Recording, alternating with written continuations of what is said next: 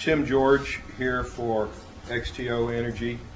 The SWD well number 1 is a disposal well. It disposes into the Ellenberger Formation. It serves approximately 230 wells in the vicinity. Those wells, of course, are producers from the Newark East Barnett Shale field, and the owners of those wells, including the various royalty owners, all benefit from the disposal injection into this well number 1. The issues that are shown in the notice address the things that are on our summary presentation points and that we will be addressing with the witnesses we're presenting. One question, item 1, is whether there is a material change in operation or completion of well number 1. There is not. Another question is whether there are any material changes from the information originally furnished to the Commission in connection with the application. We will show you that no, there is not. Another issue in the notice addresses whether there is any escape of fluids from the permitted disposal zone. The well is properly cased and cemented, completed to confine the disposal fluids to the Ellenberger Formation, the permitted formation. The well has passed a mechanical integrity test in H5. It is only perforated where it's permitted to be, only in the Ellenberger Formation.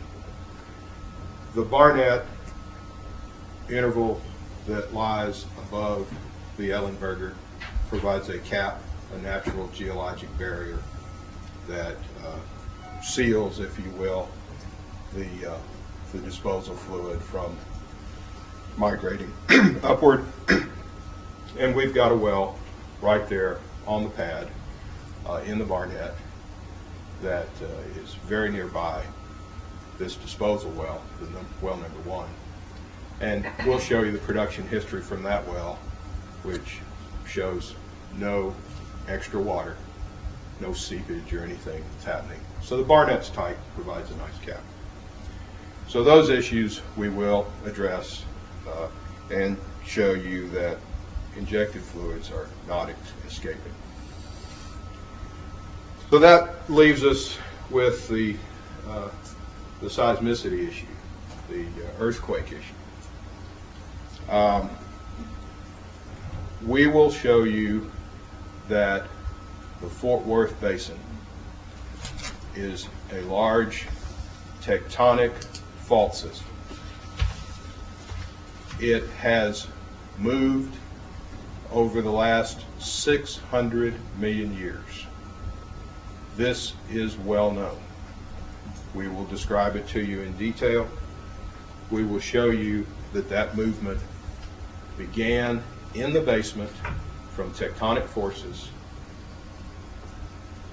600 million years ago, that it has continued through geologic time up until the recent time period, and that we know that because the tectonic movement has been the force that has allowed migration of oil and gas from the source rocks up to where we found them today, in the Boonesville Bend gas field, for example.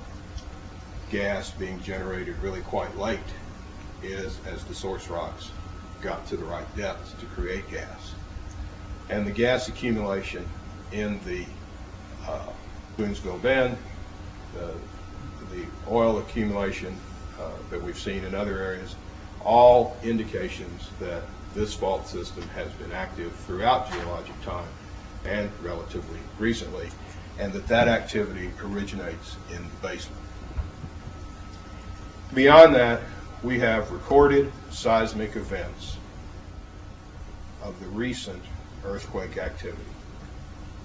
In Irving, where there is no oil and gas operation, and at Azle, where our well is, Azle Reno.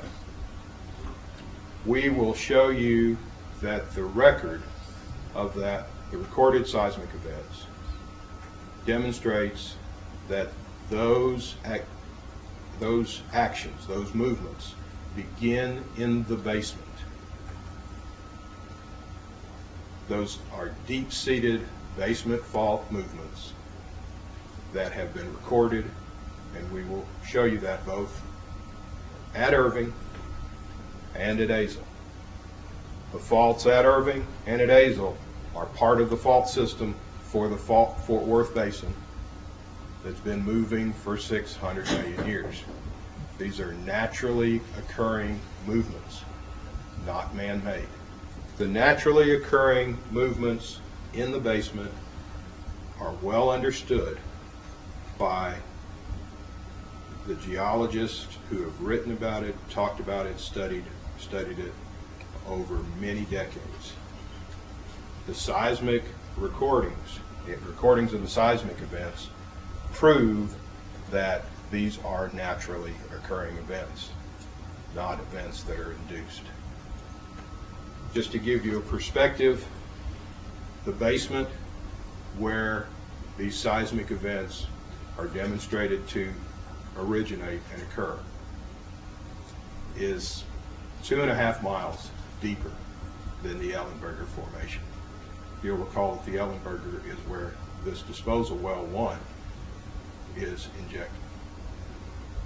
2.5 miles deeper is where the basement faults are shown to originate. The Ellenberger is some 3,000 feet thick. It's huge. Goes to the east and goes way west. It is a very, very large formation. And we will show you that the pressure increases have just been non-existent from the injection. That there has not been significant energy put into the Ellenberger. And certainly what is happening 2.5 miles above the origination of the basement deep-seated fault movement has had nothing to do with those movements. Those movements are naturally occurring. So, what we will be showing you with our witnesses is that well number 1 is not causing or contributing to seismic activity in the Reno-Azle area.